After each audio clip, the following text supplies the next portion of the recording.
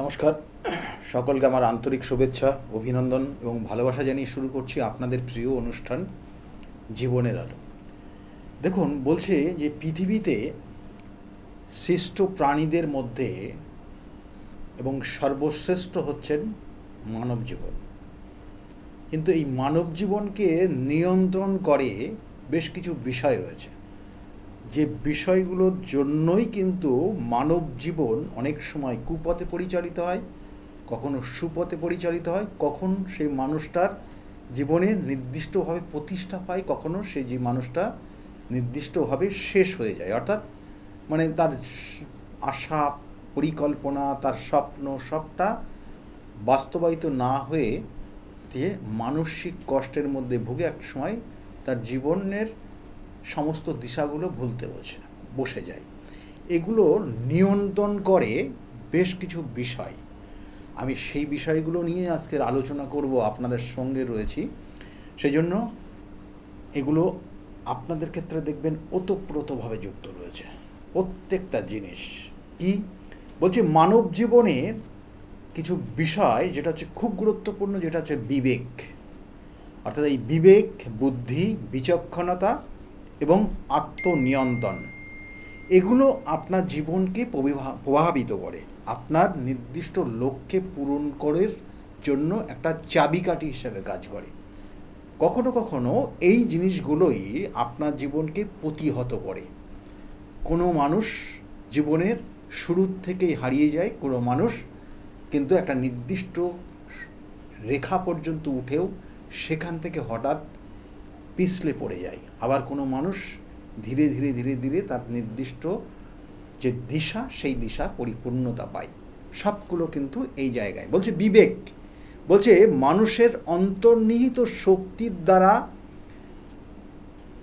যে শক্তি কাজ করছে কিসের উপর? ন্যায়, অন্যায়, ভালো মন্দ, ধর্ম অধর্ম বিচার বিশ্লেষণ করার ক্ষমতা দেয় যে শক্তি মানুষের মধ্যে, সেটা হচ্ছে বিবেক। যার বিবেক নেই, তার এই জিনিসগুলো তার কোনো কাজেই লাগে না, কোনোভাবে সঠিক কার্যকারী হিসাবে তার মানব জীবনে সেই জায়গাগুলো স্থান পায় না। এই বিবেক অতীব গুরুত্বপূর্ণ। তারপরে সেকেন্ড স্টেজ বলে হচ্ছে বুদ্ধি। জন্মছকের কানেকশন অনুযায়ী পঞ্চম থেকে বুদ্ধির জায়গা দেয়। জন্মছকের কানেকশন অনুযায়ী পঞ্চম থেকে আমাদের দেয় পূর্ব জন্মের জন্মবৃত্তান্ত। সে কি পাপ করলো, কি কর্ম করলো, কি করে জন্মগ্রহণ করেছিল, কি ছিল, তার ওই পঞ্চম ভাব থেকে দেয়। আর ওই বুদ্ধি কি হয়? বলছে এই জন্মে সেই মানব জীবন গ্রহণ করে বুদ্ধি হলো বিচার শক্তির বা বোধ শক্তির দ্বারা আমরা যে জীবন আমরা পেয়ে থাকি। অর্থাৎ আপনার মধ্যে যে বিচার শক্তি রয়েছে, আপনার যে বোধ শক্তি যেগুলো কাজ করে, যেটা আপনি সমাজে একটা নির্দিষ্ট সুগঠিত মানব জীবন পান, যাবতীয় কার্যকলাপের নিজেকে খাপ খাইয়ে নেওয়ার জন্য যে প্রচেষ্টা করেন আপনি, দেখবেন সর্বদাই আপনার বুদ্ধি বলে আপনি একটা খারাপ জায়গার থেকে সেটা খুব স্থিতি অবস্থায় নিয়ে আসেন। কখনো আপনার বুদ্ধির জায়গা যদি কোনো ঘাটতি তৈরি হয়, দেখবেন উটকো ঝামেলার মধ্যে জড়িয়ে গেলেন, সেখান থেকেও নিজেকে বেরিয়ে নিয়ে আসতে পারবেন। তাই বলছে এই বিচার শক্তি বা বোধ শক্তি, যার দ্বারা আমরা যেটা পেয়ে থাকি, এই বুদ্ধির দ্বারা পেয়ে থাকি, এবং এই বুদ্ধি আমাদের সুগঠিত সমাজকে একটা নিয়ন্ত্রণের মাত্রা দেয় এবং আপনিও জীবনে প্রতিষ্ঠা লাভ করতে পারেন। আপনার নির্দিষ্ট কর্মজ্ঞান, আপনার দক্ষতা, এগুলো বুদ্ধির দ্বারাই আপনার জীবনে প্রভাবিত হয়। সুতরাং এটাও কিন্তু খুব গুরুত্বপূর্ণ। সেই জন্য বলছে যে নিজেকে খাপ খাইয়ে নেওয়ার জন্য বিজ্ঞানসম্মত ক্ষমতা এবং দক্ষতার নাম হচ্ছে বিজ্ঞান, এই বুদ্ধি খুব গুরুত্বপূর্ণ। আর বলছে বিচক্ষণতা। তিন নম্বর হচ্ছে কি? বিচক্ষণতা প্রত্যেকটা মানুষের মধ্যে রয়েছে। কারণ সেই জন্যই মানব জীবন পৃথিবীতে, অর্থাৎ বলা হচ্ছে প্রাণীদের মধ্যে মানব জীবন হচ্ছে অতীব গুরুত্বপূর্ণ এবং সর্বশ্রেষ্ঠ। তার মধ্যে বিচক্ষণতা রয়েছে। বিচক্ষণতা হলো মানুষের দূরদর্শিতা, যার মাধ্যমে মানব জীবন আগত বা অনাগত বিশেষ জ্ঞান অর্জনকে নিজের সর্বত্র স্বাবলম্বী করে তোলে এবং সফলতা লাভ করার সাহায্য করে। অর্থাৎ আপনার মধ্যে বিচক্ষণতা যদি না থাকে, আপনি বুঝবেন না সেই ব্যক্তিটা আপনার জীবনে কতটা ক্ষতিকারক, কতটা আবার ভালো। এই বিচক্ষণতা আপনাকে দেবে কিভাবে আপনি জীবনে স্টেপ নেবেন, আগামী জীবনটাকে কিভাবে প্রভাবিত করবেন, আগামী জীবনটাকে কিভাবে নিয়ে যাবেন। আপনার ওই নির্দিষ্ট লক্ষ্য পূরণের জন্য আপনি কি কি পন্থা অবলম্বন করলে আপনি সেই লক্ষ্যতে পূরণ বা লক্ষ্যের জায়গায় পৌঁছাতে পারবেন, সেটা আপনার দেয় বিচক্ষণতা। এই বিচক্ষণতা আপনাকে একটা আধ্যাত্মিক প্রভাব আপনার মধ্যে না থাকলে সেই বিচক্ষণতা সঠিকভাবে কার্যকারী হয় না। এবং এর সঙ্গে সঙ্গে আর কি হচ্ছে, বলছে নিয়ন্ত্রণ। এটা খুব গুরুত্বপূর্ণ, যেটা 4 নম্বর। এই 4 নম্বর বৈশিষ্ট্য থেকেই রয়েছে অনেক কিছু জীবনের, কখনো খারাপ কাজ, কখনো ভালো কাজ, কখনো জীবনের শত্রুর জায়গা, কখনো আপনার জীবনে সর্বশান্ত হয়ে যায়। এই নিয়ন্ত্রণ হচ্ছে আপনার জীবনের সর্বসর্বা। এই 4টে ধাপের মধ্যে নিয়ন্ত্রণ বলছে, নিয়ন্ত্রণ হলো মানুষের সংযম দ্বারা, সংযম যার দ্বারা মানুষ তার জীবনের সর্বত্র সংযত থাকা, সুসংবদ্ধতা, সুশৃঙ্খলতা, জীবনে তার নির্দিষ্ট বিষয়গুলো সক্ষমতা লাভ করা, অর্থাৎ তার নির্দিষ্ট লক্ষ্য এই পৌঁছানোর সাহায্য বা চাবিকাঠি হিসেবে কাজ করে। এই সুসংযত, সুসংবদ্ধতা, সুশৃঙ্খলতা, এগুলো প্রত্যেকটা কিন্তু সৌন্দর্য এবং আদর্শ জীবনযাপনের ক্ষেত্রে অতীব গুরুত্বপূর্ণ। আমি প্রত্যেকটা যে জিনিসগুলো বললাম আজকে, 4টে যে জায়গাগুলো বললাম একটা মানব জীবনের মধ্যে, এইগুলো যদি না থাকে, অর্থাৎ বিবেক, বুদ্ধি, বিচক্ষণতা এবং তার সঙ্গে সঙ্গে আত্মনিয়ন্ত্রণ, এগুলো যদি আপনার জীবনে না থাকে, নির্দিষ্টভাবে যদি আপনি তাকে সঠিকভাবে রক্ষণাবেক্ষণ না করেন, সেই জায়গাগুলো আপনি জীবনের এই যে শ্রেষ্ঠ প্রাণী হিসাবে, শ্রেষ্ঠ জীব হিসাবে আপনি মানব জীবন গ্রহণ করছেন, মানব জীবনের সেই জায়গাগুলো আপনি পাবেন না। কখনো আপনি হয়তো দেখবেন আপনার আচরণটা পশুর মতো হয়ে যাচ্ছে, কখনো আপনার আচরণটা অতীব ঈশ্বরতুল্য হয়ে যাচ্ছেন, কখনো আবার আপনার আচরণটা দেখা যাচ্ছে যে আপনি জীবনের একটা কীট পতঙ্গের সঙ্গে আপনাকে তুলনা করছে। কেন হয়? এই 4টের উপর ডিপেন্ড করে আপনি কোন দিকে আপনি প্রভাবিত হবেন, কোন দিকে আপনার মানুষ, আপনার সমাজ আপনাকে কোন দিকে টেনে নিয়ে যাবে। এবং সেই জন্য বলছে যে এই যে নিয়ন্ত্রণ করা, নিজেকে নিয়ন্ত্রণ করা, নিজেকে নিয়ন্ত্রণ করবেন কি করে, এর জন্য কে আপনার জীবনে বাধা দিতে পারে? বলা হচ্ছে 6টা রিপু রয়েছে, 6টা রিপু। এই 6টা রিপু আপনাকে নিয়ন্ত্রণ করতে হবে। নিয়ন্ত্রণের ক্ষেত্রে এই 6টা রিপুই আপনার ক্ষেত্রে সমস্যা তৈরি করতে। কি বলছে? বলছে 6টা রিপু হচ্ছে ভীষণ গুরুত্বপূর্ণ এবং এই 6টা রিপু আপনার ক্ষেত্রে আপনার জীবনের সর্বশান্ত পর্যন্ত করে দিতে পারে। এবং এই 6টা রিপু কি কি? কাম, ক্রোধ, লোভ, মোহ, মত এবং মাৎসর্য। এই 6টা রিপু। কাম, বলছে এগুলো প্রত্যেকটাকে আমরা কি বলি না, ষড়রিপু বলি না, ষড়রিপু আমাদের জীবনে প্রত্যেকের মধ্যে রয়েছে। রক্ত মাংস মানুষের মধ্যে এই ষড়রিপু রয়েছে। এই ষড়রিপু যেটা আমাদের জীবনকে ঠিক যেটা বললাম নিয়ন্ত্রণ করে, নিয়ন্ত্রণের জায়গাকে কখনো কখনো সমস্যা তৈরি করে। এবং এই ষড়রিপুর মধ্যে প্রথম রিপু যেটা হচ্ছে কাম, এই যে কাম, ক্রোধ, লোভ, মোহ, মত এবং মাৎসর্য যে বললাম যে জায়গাগুলো, তার মধ্যে প্রথম হচ্ছে আপনার কাম। কাম কোথার থেকে দেয়? কাম কিভাবে দেয়? দেখুন, জ্যোতিষশাস্ত্রের ক্ষেত্রে কাম বা কামনা বাসনা আপনার জন্মছকের 7ম ভাব থেকে দেয়। আর এই 7ম ভাব কিভাবে প্রভাবিত করে? 7ম হচ্ছে আপনার লগ্নের সাপেক্ষে 180 ডিগ্রি অ্যাঙ্গেলে কানেকশন পায়। এবং এই 180 ডিগ্রি অ্যাঙ্গেলে আপনার 7ম যে কিনা আপনার জীবনের আপনার লাইফ পার্টনার। আপনি আপনার জীবনের লাইফ পার্টনার পাওয়ার মুহূর্তে আপনার জীবনের একটা কামনা বাসনা তৈরি হয়। তাকে নিয়ে কি করতে চাইছেন, কিভাবে তাকে পরবর্তীতে তার জীবনযাপন কিভাবে পরিচালনা করবেন, এগুলো যেমন এটা ষড়রিপুর এই প্রথম ধাপ, কামনা বাসনা। শুধু এটাই তা না, এর সঙ্গে সঙ্গে আরও অনেক কিছু যুক্ত রয়েছে। কামনা বাসনা বলছে, কামনা বাসনা এবং লিপ্সায় জড়িয়ে যাওয়া।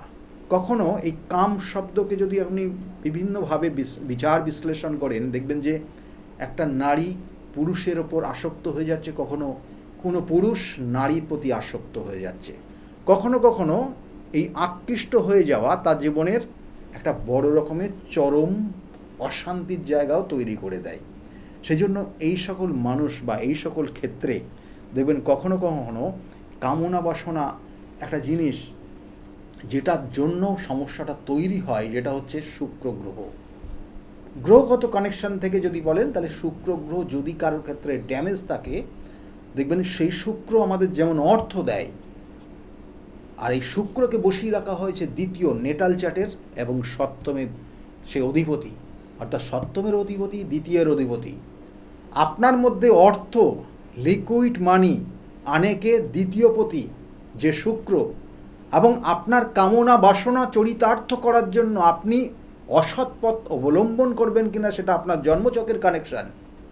আপনি ওই কামনা বাসনায় পরিতৃপ্তির জন্য আপনি অন্য সঙ্গ প্রভাবিত হবেন কিনা সেটা আপনার জন্মছকের কানেকশান ওই শুক্রই দেবে, যে শুক্র সপ্তম ভাবের অধিপতি। তাই যে অর্থ রোজগার করছেন সেই অর্থটাই আপনি কামনা বাসনার জন্য ব্যয় করছেন। তাই শুক্র একই দিকে আপনাকে টাকা দিচ্ছে, আবার সেই টাকা উড়ানোর জায়গাও তৈরি করে দিচ্ছে। খুব ইম্পর্টেন্ট একটা জায়গা। সেই জন্য আপনার ক্ষেত্রে কামনা বাসনা এই জায়গাগুলো কিভাবে প্রভাবিত হচ্ছে সেগুলো নিয়ন্ত্রণ করার ক্ষমতা যদি আপনার মধ্যে না থাকে, তাহলে আপনি জীবনে একটা কীট সমতুল্য, পশু সমতুল্য জায়গায় প্রভাবিত হবেন। সমাজ থেকে ধীরে ধীরে আপনি সমাজচ্যুত হয়ে যাবেন। শুধু কি ওইটাই তা না, কামনা বাসনা আরও অন্যান্য জায়গায় দেয়। মানুষের মধ্যে, প্রত্যেক মানুষের মধ্যে রয়েছে। একটা মানুষ সে চিন্তা করছে তার জীবনের যে কামনা বাসনা তার মধ্যে কিভাবে প্রভাবিত করছে না, সে এই রকম ওই ব্যক্তিটা এইভাবে চলেছে, তার লাইফস্টাইলটা এইটা, সে তার অ্যাচিভমেন্ট এই জায়গায় নিয়ে গেছে, আমাকে ওই জায়গাটায় নিয়ে যেতে হবে, আমার অ্যাচিভমেন্টটা এই জায়গায় প্রভাবিত করতে হবে, আমি তার জন্য কি উপায় অবলম্বন করতে পারি যেটা সৎ। এবং এটা তার মধ্যে সেই কামনা বাসনা, সে হয়তো হেঁটে যাচ্ছে বা গাড়ি নিয়ে যাচ্ছে, পাশ দিয়ে হয়তো খুব একটা দামি গাড়ি পাশ দিয়ে চলে গেল, তার মধ্যে সেটা দেখে মনে হলো যে না, এই ধরনের গাড়ি আমি জীবনে কিনবো, তার মধ্যেও এটা কামনা বাসনা। সে হয়তো রাস্তা দিয়ে যাচ্ছে, বা একটা রাস্তা যেতে যেতে সে পথের সামনে একটা দেখছে বড় খুব সুন্দর বাড়ি, খুব সুন্দর করে সাজানো, সে দেখে তার মনে হলো যে আমি যদি চেষ্টা করি আমার কর্মের জায়গাটাকে প্রভাবিত করি, আরও ভালো জায়গায় নিয়ে যেতে পারি, এবং আমার কর্মদক্ষতা বলে যদি আমি আমার যে ইনকামের জায়গাটাকে, সোর্সটাকে আরও ভালো জায়গায় নিয়ে যেতে পারি, তাহলে আমিও কিন্তু এরকম একটা বাড়ি তৈরি করতে পারি। তাহলে সেটাও তার মধ্যে কামনা বাসনা। তাহলে এক একজনের ক্ষেত্রে সেই কামনা বাসনা এক এক দিকে প্রভাবিত হচ্ছে। কোনো মানুষকে সমাজের কীট হিসাবে, নিকৃষ্ট কীট হিসাবে ট্রিট করা হচ্ছে, কোনো মানুষকে সমাজের পশু হিসাবে ট্রিট করা হচ্ছে, কোনো মানুষ আবার সমাজের একটা বুদ্ধিজীবী বা একটা ভালো জায়গায় সুপ্রতিষ্ঠা পাচ্ছে। সমাজের বহু মানুষ তাকে পরিচয়ের জায়গায় নিয়ে আসছে। সে একটা সময় দেখবেন আমাদের এই দেশের বহু বহু মুনি ঋষিরা রয়েছেন, বহু বহু মানুষ রয়েছেন, বহু মহাপুরুষরা রয়েছেন, তাদের যে আদর্শ, সেই আদর্শ মেনে বহু মানুষ চলছেন। তাদের ক্ষেত্রেও কিন্তু তাদের যে চলাফেরা, সেই কামনা বাসনাও কিন্তু অন্যভাবে প্রভাবিত হচ্ছে এবং জীবনে একটা সুশৃঙ্খল জীবনযাপন করছে। এটা হচ্ছে কামনা বাসনা। এবং এই কামনা বাসনা যাদের ক্ষেত্রে খারাপ দিকে নিয়ে যাচ্ছে, কি করলে সেখান থেকে বেরিয়ে আসতে পারবেন না। এটা তো অবশ্যই আপনাদেরকে বলবো, কারণ কাম রিপুর থেকে মুক্তি পাওয়ার বহু মানুষ তার চেষ্টা করে, কিন্তু আলটিমেটলি তাদের ধৈর্য থাকে না। তার জন্য কিন্তু অবশ্যই প্রতিকার প্রতিবিধান রয়েছে। কাম সর্বদাই ইন্দ্রিয় প্রবিষ্ট হয়ে মন এবং বুদ্ধিকে মোহিত করে। কারণ কামনা, কাম শক্তি যখন এই জায়গাগুলো নিয়ন্ত্রণের বাইরে চলে যাবে, তখন তার বুদ্ধি কাজ করবে না, তার মন কাজ করবে না, এবং এর দ্বারা মানুষকে মোহিত করে। এবং মন, বুদ্ধি এবং ইন্দ্র যখন একটা নেগেটিভ ভাইব্রেশন কাজ করে যায়, তখন সে নিঃশেষ হয়ে যায়, সে পশুতুল্য হয়ে যায়। এবং সেই জন্য তাকে সর্বদাই ঈশ্বরের সান্নিধ্য আসা চাই। তার ঈশ্বর সান্নিধ্য এসে তার বুদ্ধি, তার মান সম্মানের জায়গাকে আবার নতুন করে প্রতিষ্ঠা লাভের জন্য উদ্যোগ নিতে হবে। এইভাবে ধীরে ধীরে সে সেই জায়গাগুলোর থেকে বেরিয়ে আসতে পারবে। এটাই মেন উদ্দেশ্য, অর্থাৎ তার সৎ গুরু এবং সৎ শিক্ষা লাভে এবং সৎ চিন্তা ভাবনার মাধ্যমে সে এই জায়গার থেকে বেরিয়ে আসতে পারে। ক্রোধ অর্থাৎ বলছে ষড়রিপুর দ্বিতীয় শত্রু বা দ্বিতীয় রিপু হচ্ছে ক্রোধ। রাগ, রাগ মানুষকে চরম অশান্তির জায়গায় দিয়ে যায়। আপনার জীবনে রাগ কখন হয়? জ্যোতিষশাস্ত্র বলছে রাগ মঙ্গলের প্রভাবে প্রভাবিত হয়। আপনার জীবনে মঙ্গলের যদি অবস্থান ঠিক জায়গায় না থাকে, তাহলে আপনি দেখবেন প্রবলভাবে রেগে যাচ্ছেন, হঠাৎ রেগে যাচ্ছেন, এবং এই রাগের কারণে, জেদের কারণে আপনি একটা জীবনের একটা সুশৃঙ্খল জীবনটাকে একটা বিশৃঙ্খল জীবনের মধ্যে পরিণত করছেন। আপনি আপনার বিভিন্ন আইনে জড়িয়ে যাচ্ছেন, পুলিশি ঝামেলায় জড়িয়ে যাচ্ছেন, কখনো আপনার সঙ্গত থেকে বিচ্যুত হয়ে যাচ্ছেন, কখনো আপনার জীবনের একটা নির্দিষ্ট জায়গায় আপনি অবস্থান করছেন। সেহেতু হতে পারে আপনি ব্যবসা, হতে পারে আপনার কর্ম, সেখান থেকে হঠাৎ করে যখন দেখা যাচ্ছে আপনি ডাউনফল করলেন, কারণ রাগের কারণে আপনি এমন কিছু কথাবার্তা বলে দিচ্ছেন যাতে আপনার সঙ্গগুলো ধীরে ধীরে আপনার থেকে বিচ্যুত হয়ে যাচ্ছে। তাহলে এইটাও কিন্তু ক্রোধ বা এই রাগ থেকে দেয়। এবং এই রাগের থেকে আপনি বেরোনোর জন্য কি করবেন? রাগের মধ্যে কিন্তু আবার দুটো ভাগ রয়েছে। অর্থাৎ এই যে ক্রোধ বললাম, ক্রোধ রিপুর দুটো ভাগ আছে, একটা রাগ আর একটা হচ্ছে অনুরাগ। রাগের বিষয়টা যেমন বললাম, অনুরাগ হচ্ছে জীবনকে সুগঠিত করে।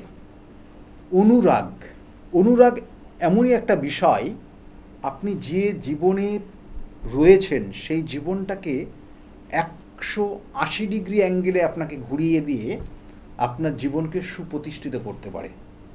সেই জন্য দেখবেন যে একটা ছোট্ট উদাহরণ, এই অনুরাগ আপনার জীবনে যখন আসবে, তখন বিপদগামী সমস্ত ইন্দ্রকে, অর্থাৎ এই ষড়রিপু যতগুলো রয়েছে, সেই ষড়রিপুর মধ্যে আপনার এই অনুরাগের জায়গা তো যখন তৈরি হবে, তখন 5টা ষড়রিপুকে আপনি কন্ট্রোলে নিয়ে আসতে পারবেন, নিজের ইচ্ছায় তাকে প্রভাবিত করতে পারবেন। আর এই অনুরাগের একটা সহজ সরল উদাহরণ হচ্ছে কালিদাসের কাহিনী। কবি কালিদাস, তার কাহিনী আপনি যদি দেখেন, তিনি এক সময় মূর্খ ছিলেন। তাই বলছে মূর্খ কালিদাস এই অনুরাগে, অর্থাৎ তিনি কিন্তু মূর্খ বললে এখানে ভুল হবে, তিনি অনেক সময় তার যে জায়গাগুলো ছিল, তার বিচার বিশ্লেষণ এবং তার যে দক্ষতা, এবং সেটা সবসময় একটা বাচ্চা সুলভ, শিশু সুলভ আচরণ করতেন। সেই জন্য তিনি দেখবেন যে ছোটোবেলায় অনেক ক্ষেত্রে পড়বেন যে তিনি যে ডালে বসতেন সেই ডালটাকেই কেটে দিতেন। এরকম বিভিন্ন কাহিনী রয়েছে। এবং ডালের মাথার দিকে বসে তিনি ডাল কাটছেন, কিন্তু সেই ডালটা কেটে তিনি নিজেই পড়ে গেলেন। তিনি তার জীবনের এই অনুরাগ আসার পরে তিনি কিন্তু হয়ে গেছিলেন মহাকবি। অর্থাৎ এই মহাকবি হওয়ার পিছনে কিন্তু তার এই অনুরাগ কাজ করেছিল। সেই জন্য আমাদের প্রত্যেকের জীবনে, প্রত্যেক মানুষের মধ্যে, কারণ আপনি সর্বশ্রেষ্ঠ জীব প্রাণী কিন্তু এই পৃথিবীতে, সেই জন্য আপনার সেই অনুরাগ যদি আপনাকে কাজ করে, তাহলে আপনি কিন্তু আপনার জীবনের সুপ্রতিষ্ঠিত হতে পারেন। এবং এছাড়া এই ধরনের বহু উদাহরণ রয়েছে।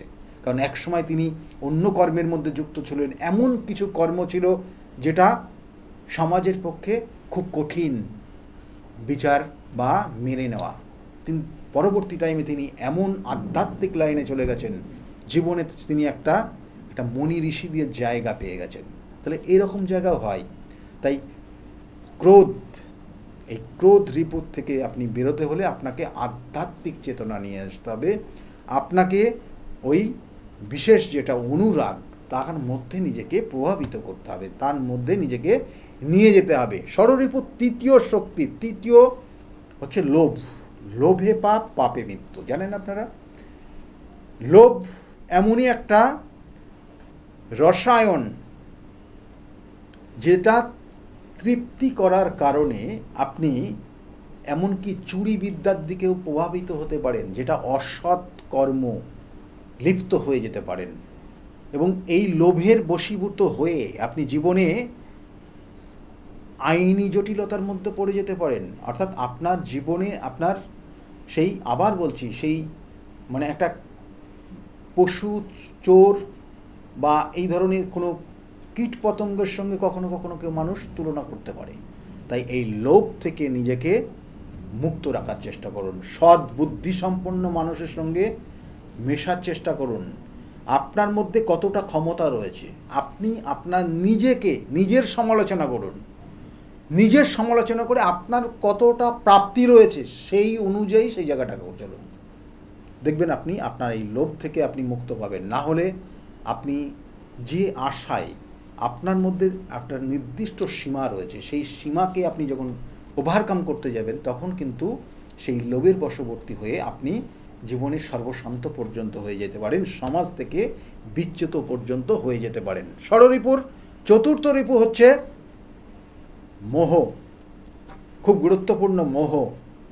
মোহ বলছে স্বপ্নকে সত্যি, অবাস্তবকে বাস্তব মনে করে এবং ইন্দ্রগ্রাহ্য ক্ষয়স্থায়ী কিছু কিছু বিষয়ের ওপর ভ্রাম্য ধারণা পোষণ করে তাকে মোহিত করা, সেটার নাম হচ্ছে মোহ। এই মোহিত করা, সেই কারণে দেখবেন বহু মানুষ আজকে মোহ বা রূপের মোহ করে, কখনো পুরুষকে মোহ করে, পরপুরুষের প্রতি মোহে আকৃষ্ট হন, কখনো পর নারীর প্রতি মোহে আকৃষ্ট হন, এবং এর কারণে আপনার জীবনে সর্বশান্ত হয়ে যান। এর জন্য রয়েছে আপনার অর্থ, এর জন্য রয়েছে অনেক কিছু। এবং এই মোহের বশবর্তী যখন আপনি হবেন, তখন আপনার সেন্স কাজ করবে না, আপনার জ্ঞান, আপনার জীবনের বিচক্ষণতা সব ধূলিসাৎ করে দেবেন, এবং আপনি এই মোহের বশবর্তী হয়ে আপনি সর্বশান্ত হয়ে যেতে পারেন। আপনাকে নিঃস্ব করে দেবে, আপনি ফকির হয়ে যেতে পারেন, ভিখারি পর্যন্ত জায়গায় দাঁড়িয়ে যেতে পারেন এই মোহের বশবর্তী হয়ে। এটা চরম মানব জীবনের চরম একটা বড় শত্রু। সেই জন্য এখান থেকে বেরোনোর জন্য কিন্তু আপনার রয়েছে সেটাই ওই আধ্যাত্মিক চেতনা, আধ্যাত্মিক জ্ঞান, আধ্যাত্মিক লাভবান, এবং এই তার সঙ্গে সঙ্গে ঈশ্বরের যত শরণাপন্ন হবেন এবং নিজের প্রতি আস্থা, ভক্তি, শ্রদ্ধা যত আপনার মধ্যে তৈরি হবে, তত আপনার ভালো হবে। মোহের কারণে আপনি একটা মানুষকে দেখবেন, যখন না বলতে পারবেন না, তখন আপনি জীবনে সর্বশান্ত হবেন। যখন জীবনে না বলতে শিখবেন, তখন অনেক কিছু রয়েছে।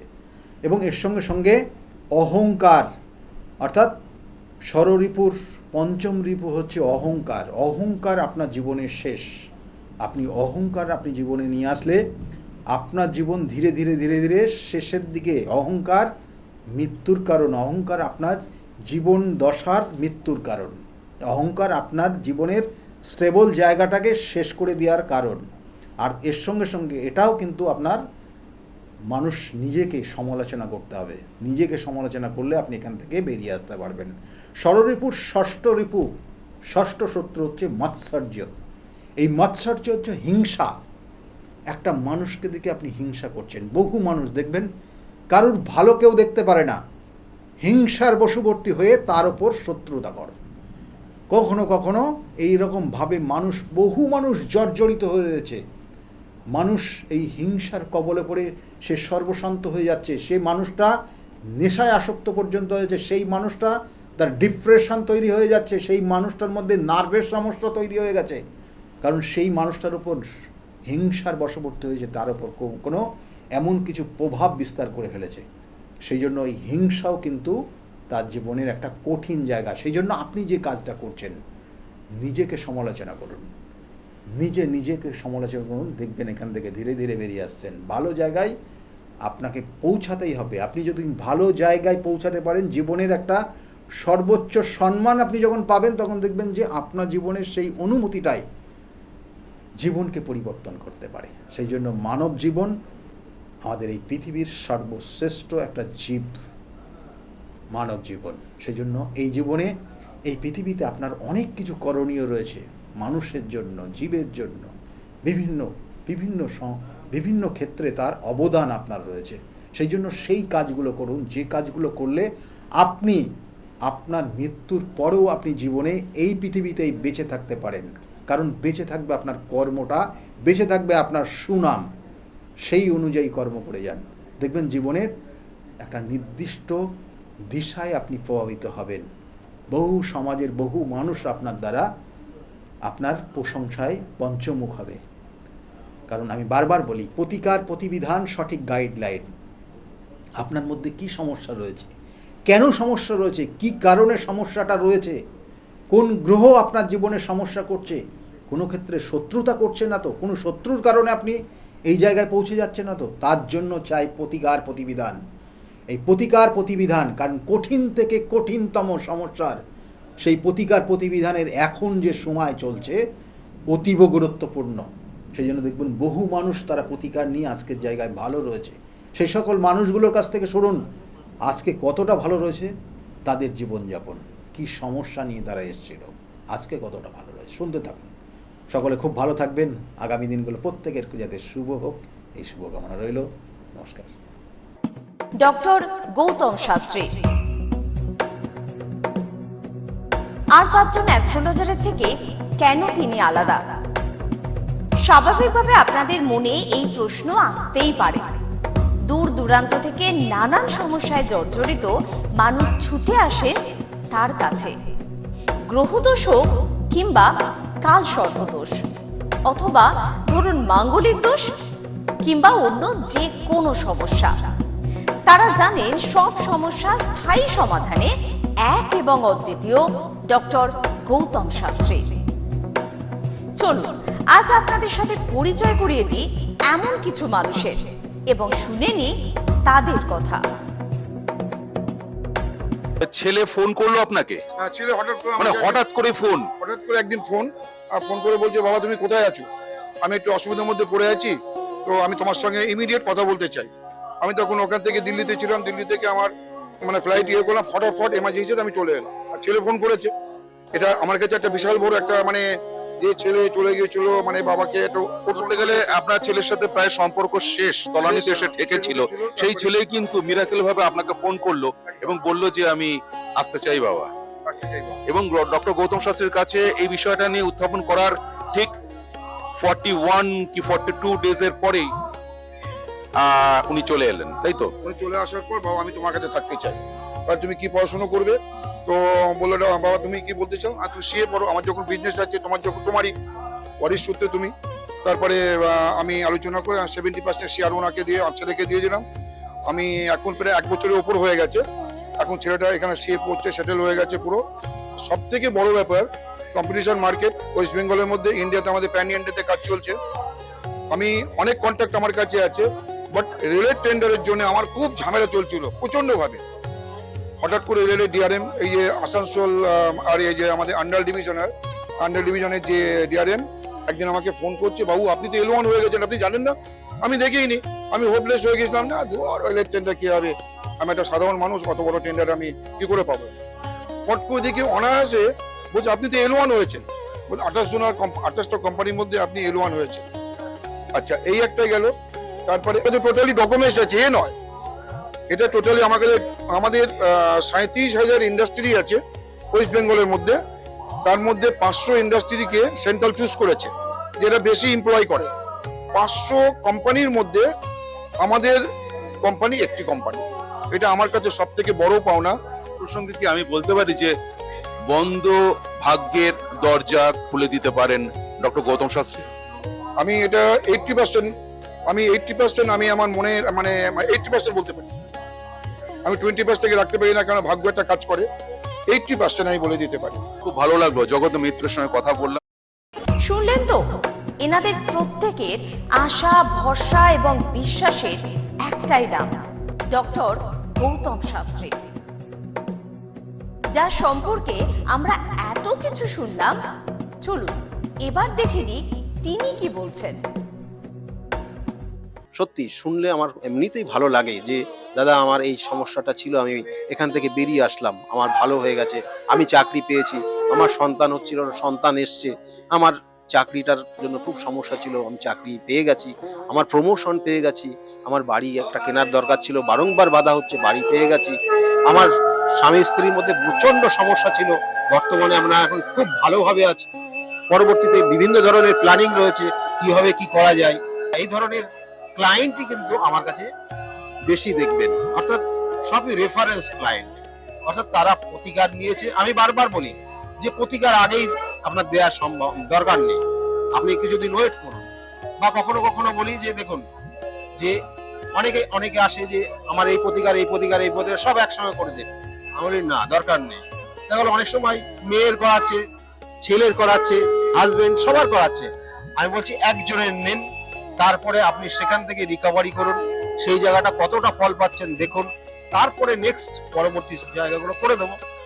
এবং সেইভাবেই আমি দিই, অর্থাৎ আজকে ছেলের জন্য এসছে, ছেলের দুদিন পরে দেখুন তার কতটা ফিডব্যাক, ভালো পজিটিভ জায়গা আসছে কিনা, এবং তারা সেটা দেখছে পজিটিভ জায়গায় আসছে, ভালো হচ্ছে, তারপরে অন্যান্য পরিবারের সমস্ত মেম্বাররাই করছে। আমি এইভাবেই করে দিই। অন্যরকম মনে করবেন, কারণ আপনি প্রশংসা শুনতে পছন্দ করেন না। এটা দেখুন, এগুলো মানে প্রত্যেকটা ক্যালকুলেশনের বিষয়। জ্যোতিষশাস্ত্র সবসময় ক্যালকুলেশনের উপর ডিপেন্ড করে, এবং সেটা সঠিক ক্যালকুলেশন যে পারে সে করতে পারে, এবং সেটা সবটাই গুরুমুখী বিদ্যা। গুরুমুখী বিদ্যার বাইরে আপনি কোনোভাবে কিছু করতে পারবেন না। আর দেখুন, আমি শুধুমাত্র যে শুধু ওয়েস্ট বেঙ্গল বলুন তা না, আমার অল ইন্ডিয়া বেস আমার ক্লায়েন্ট রয়েছে, এবং অল ইন্ডিয়া শুধু বললে ভুল হবে, আমার কিন্তু অল ওয়ার্ল্ড বেস করে এখন বর্তমান ক্লায়েন্ট রয়েছে। তারা বিভিন্ন সূত্র ধরে তারা সেই যোগাযোগ এসছে, এবং তারা এই আবার বলছি, এগুলো কিন্তু প্রত্যেকটা তারা একজন প্রতিকার নিয়েছে তার সূত্র ধরে, তারাও কিন্তু প্রতিকার নিয়েছে। আজকে এই যে গত দুদিন আগে ফোন করেছিলেন একজন, তাকে আমি 1 মাস আগে প্রতিকার দিয়েছি, সেটা প্রতিকারটা পৌঁছাতে পারিনি, তারা নিজেরা পৌঁছে দিয়েছে। আমি সেই জন্য বলি যে অল ইন্ডিয়া সার্ভিস আমরাই দেব, আর ওয়ার্ল্ড বেস সার্ভিসটা আপনাদের দায়িত্বে সেটা কালেক্ট করতে হবে, এবং সেইভাবে কিন্তু তারা নিয়ে যাচ্ছে। এবং বললো যে আপনি কাজ করার পর, এই যে 1 মাস কাজ হয়ে গেছে, আমি কাজ করার পর আমার মা যখন আমাকে বললো যে তোমার কাজ কমপ্লিট হয়ে গেছে, আমি তারপরে কিছুদিনের পর থেকে আমার যে সমস্যা ছিল পুরো সমস্যা কেটে গেছে। কিন্তু তা কেন হয়েছে, তার জন্য কিন্তু কারণ রয়েছে। আমি বারবার বলি, দেখো প্রতিকার প্রতিবিধান যে জিনিসটা দেওয়া হয়েছে, আপনার সন্তান সেটা ধারণ করতে পারছেন না, সেটা তার জন্য মা বা বাবা যে কোনো একজন করতে হবে। অর্থাৎ সন্তানের জন্য মা বাবা করলেই সেটার এফেক্ট হবে, এবং সেই অনুযায়ী ওনারা বাইরে ছিলেন, ওনারা ইউএসএ আছেন, কিন্তু আজকে তিনি এই কলকাতার একটা নির্দিষ্ট জায়গায় থেকে তার মা সেই ক্রিয়া নির্দিষ্ট করেছে, তার এফেক্টটা সে পেয়েছে। কারণ প্রত্যেকটা এটা কিন্তু নারীর টান সন্তানের সঙ্গে মা বাবার, তাহলে সেই নারীর টানটা কিন্তু অবশ্যই কার্যকরী, এবং সেই জন্য আমি বারবার বলি প্রতিকার প্রতিবিধান সঠিক গাইডলাইন জীবনকে পরিবর্তন করতে পারে। এই যে কৃষ্ণনগর থেকে অর্চিতা মণ্ডল, তার সঙ্গে কথা বলছিলাম, তিনি বলছেন যে তার মা মারা যাবার পর তার যে আত্মা অর্চিতাকে ছাড়তে চাইছে না, কিন্তু অর্চিতার একটা ছোট্ট মেয়ে রয়েছে, তার স্বাভাবিক জীবন বা তার ভবিষ্যৎ জীবন নিয়ে সে ওরিড, সেই কারণে আপনার কাছে এসেছেন বা এসেছিলেন। আজকে সেই জায়গা থেকে, সেই উপদ্রব থেকে সে কিন্তু মুক্ত। এই যে ভৌতিক উপদ্রব বা একটা আত্মার উপস্থিতিকে খণ্ডন করা, এটা হচ্ছে একটা অসাধ্য সাধন। আপনি আবারও স্বীকার করবেন না আমি জানি, তবু এটা এই প্রসঙ্গে আপনি যদি কিছু বলেন। আমি বারংবার বলে থাকি যে আত্মা সে শুধুমাত্র দেহ পরিবর্তন করে, জাস্ট দেহ পরিবর্তন করে অন্য দেহে সে রূপান্তরিত হয়। আমাদের আত্মা কিন্তু অমরণশীল বলা হয়। এবং এই যে ওনার ক্ষেত্রে আমি দেখেছি, দেখবেন যে আপনি সামনে যখন দেখবেন ওনাকে, তখনই মনে হবে যেন ওনার মধ্যে একটা নেগেটিভ এনার্জি কাজ করছে। এটা যারা মোটামুটি বোঝেন তারা সামনে গেলে বুঝতে পারবেন যে ওনার মধ্যে নেগেটিভ, ওনার চোখের দেখার ভাব বা অন্যান্য সব ক্ষেত্রে, এবং ওনার বাস্তুগত জায়গাতেও সমস্যা রয়েছে, এবং সেটা হয়তো মনে হয় সেখান থেকে পরিবর্তন করে ফেলেছে, কিন্তু ওনার মধ্যে সেই নেগেটিভ এনার্জিটা অলরেডি প্রবেশ করেছে। এবং সেটা যদি ওনার সামনে বলি তাহলে ওনারা অনেকটা ভীত হয়ে যাবে, ভয় পেয়ে যাবে। সেটা তো ওনাদেরকে সেইভাবে বলা হয়নি, বলা হয়েছে যে এটার একটা এফেক্ট রয়েছে আপনার। তা সেই অনুযায়ী আজকের যে আপনারা দেখলেন যে ওনার আজকে এই নির্দিষ্ট তিথিতে কাজ করা হলো, এবং এই নির্দিষ্ট তিথিতে কাজ করে ওনারা ওই জায়গার থেকে বেরিয়ে আসলেন। এবং ওটা কিন্তু আরো 3টে স্টেপে কাজ হবে, মানে একটা স্টেপে কাজ হবে না, তবুও ওটা অনেকটা প্রোগ্রেস হবে, ওনার মধ্যে কিছু পরিবর্তন হয়ে যাবে। ওনার যে সমস্যা, অনেক সময় এই ধরনের নেগেটিভ এনার্জি যার মধ্যে ক্রিয়েট হয়, তার সর্বপ্রথম ঘুম হয়ে যায়, বন্ধ হয়ে যায়, ঘুম ঠিক মতো হয় না, পায়ের নখের প্রবলেম হয়, জয়েন্টে প্রবলেম হয়, শারীরিক যে নির্দিষ্ট নিয়মাবলীগুলো রয়েছে আমাদের শরীরের, সেইগুলো কোথাও না কোথাও ব্রেক করে যায়। তাহলে এগুলো আপনারা বুঝবেন। তাহলে এবং খাওয়া দাওয়া অনেক সময় এদের ক্ষেত্রে কিন্তু কম হয়ে যায়, আবার কথায় কথায় এরা রেগে যায়, এটা ওনার মধ্যে রয়েছে। তাহলে সেই জন্য আজকে নির্দিষ্ট ক্রিয়ার মাধ্যমে সেটাকে নির্দিষ্টভাবে প্রতিকার প্রতিবিধান করা হলো, এবং এই প্রতিকার প্রতিবিধান নিয়ে আজকে আগামী কটা দিন সেইভাবে করবে, ক্রিয়া করবে, ওনাকেও ক্রিয়া করতে হবে যাতে ওনার ওই অশুভ শক্তিটা ওনার আশেপাশে না আসতে পারে। এবং সম্পূর্ণভাবে হয়তো সেটা কিছু কিছু এফেক্ট থাকবে, সেটা পরবর্তী অমাবস্যার দিনে আবার পুরোপুরি নির্মূল করে দেওয়া যাবে। আরেকজন ভদ্রমহিলার সঙ্গে কথা বলছিলাম, তিনি বললেন যে আমার মেয়ের চাকরি এবং চাকরি পাওয়ার পর তার প্রমোশন, সেটা কিন্তু স্যারের হাত ধরেই হয়েছে। এটা কি করে সম্ভব? চাকরি তো পেয়েছে ঠিক আছে, তারপরে তার প্রমোশন, যেখানে প্রমোশনটা হবার নয় সেই প্রমোশন সে পেয়ে গেল, তার কৃতজ্ঞতা স্বরূপ আজকের এই তিথিতে সে পুজো দিয়ে দিয়েছে। কিছু কিছু ক্ষেত্রে দেখা গেল তার প্রতিভা রয়েছে, কিন্তু সেই প্রতিভা সে সঠিকভাবে কাজে লাগাতে পারে না। এগুলো জন্মছকের নির্দিষ্ট কিন্তু ক্যালকুলেশনের মাধ্যমে বার করা সম্ভব হয়, এবং সেটা আমি দেখি যে হ্যাঁ, এই জাতকের প্রতিভা রয়েছে কিন্তু সে কাজে লাগাতে পারছে না। কি কারণ? কারণটা এই কারণ। তাহলে কারণ আমি যখন বললাম এবং ব্যাখ্যা করলাম এবং যখন বিস্তারিত বলতে থাকলাম, তখন বললো হ্যাঁ আমার এটাই হচ্ছে। তখন ওই সেই নির্দিষ্ট পয়েন্টটা জাস্ট প্রতিকার প্রতিবিধান মানে ক্যালকুলেশন ফার্স্ট। অর্থাৎ আপনি যখন রোগ এর জন্য কোনো ডাক্তারের কাছে ট্রিটমেন্টে যান, তখন সর্বপ্রথম যিনি ডাক্তার, তিনি কিন্তু ডাক্তারবাবু কিন্তু সর্বপ্রথম একটা টেস্ট করেন, যে টেস্টের মাধ্যমে সেটা কনফার্ম হন যে এই রোগটা ওনার মধ্যে রয়েছে কি না। এবং টেস্টে যখন রিপোর্ট আসে হ্যাঁ, তার মানে তখন তারপরে তার উপরে কিন্তু সঠিক মেডিসিন দেন। এক্ষেত্রেও কিন্তু তাই, জ্যোতিষশাস্ত্র সঠিক ক্যালকুলেশন দেয়, তার সঙ্গে সঙ্গে বিভিন্ন যে ক্রিয়া, বিভিন্ন যে প্রতিকার, সেগুলো তার সঠিক ট্রিটমেন্ট, সঠিকভাবে তার ক্রিয়ার মাধ্যমে সেখান থেকে সে বেরিয়ে আসছে। এবং সেটাই তাই আমি করে থাকি, এবং সেটা গুরুর হাত ধরে শিখেছি এবং সেটা করে যাচ্ছি। ক্যালকুলেশনটা আগেই আপনাকে শিখতে হবে, জানতে হবে, বুঝতে হবে, এবং গুরুর কৃপা আপনার ওপর, সেই গুরুর আশীর্বাদ আপনাকে থাকতে হবে। তারপরেই আপনাকে এই কাজগুলো সঠিকভাবে করলে আপনার কাজে লাগবে এটা। আর তার সঙ্গে সঙ্গে শুনুন, আপনাকেও নিজেকে সেই জায়গা, অনেস্ট জায়গাটাকে আনতে হবে। আপনাকে বিভিন্নভাবে বিপথে পরিচালিত করার বিভিন্ন ধরনের শক্তি রয়েছে, সেই শক্তি সম্পূর্ণভাবে বিভিন্নভাবে আপনাকে কাজ করবে, যেই শক্তি আপনাকে যাতে বিপথে পরিচালিত করে। কিন্তু আপনি যদি নির্দিষ্ট লক্ষ্যে থাকেন এবং আপনি যদি নিজেকে অনেস্ট রাখতে পারেন, দেখবেন যে সঠিকভাবে আপনি যে যাই করছেন সেটা সঠিকভাবেই হচ্ছে এবং তারা উপকৃত হচ্ছে, এবং সেটাই আমি করে থাকি জাস্ট। এবং আরেকটি পরিবারের সঙ্গে কথা বললাম, তারা কিন্তু বলছে তার মেয়ে পড়াশোনা একদমই ভালো ছিল না, মাথায় ঢুকতো না, এবং পরীক্ষায় সে অকৃতকার্য হয়েছে। সেখান থেকে কিন্তু স্যারের কাছে আসার পর আজকে সে মেয়ে জয়েন্টে চান্স পেয়েছে এবং সে কিন্তু খুব ভালো দিকে যাচ্ছে। সত্যি এটা কিন্তু সবার সঙ্গে সঙ্গে মিডিয়ার যেমন প্রাপ্তি, সাধারণ মানুষ আম জনতারও প্রাপ্তি। কিছু কিছু সমস্যা থাকে যেগুলো সাময়িক হয়, আমি তার জন্য প্রতিকার প্রতিবিধান দিই না। অনেক ক্ষেত্রে আমি দেখবেন যে প্রতিকার প্রতিবিধান দিই না বলে তারা হয়তো একটু রেগে যায় যে আসলাম, আমার একটা প্রতিকার দরকার ছিল, দিল না। আমি দেখছি তার প্রতিকার দরকার নেই। একদমই ঠিক। আমার সঙ্গে কিন্তু আরেকজনের কথা হয়েছে, তিনিও বলেছেন কাউন্সিলিং এর মাধ্যমে কিন্তু তার সমস্যার সমাধান হয়েছে। প্রতিকার দরকার নেই আপনার। আমি কয়েকটা উপদেশ দিয়েছি, আপনি ওটা মেনে চলুন, তাতেই আপনার এখান থেকে বেরিয়ে আসতে পারবেন। আমি সেইভাবেই কিন্তু গাইড করি মানুষের।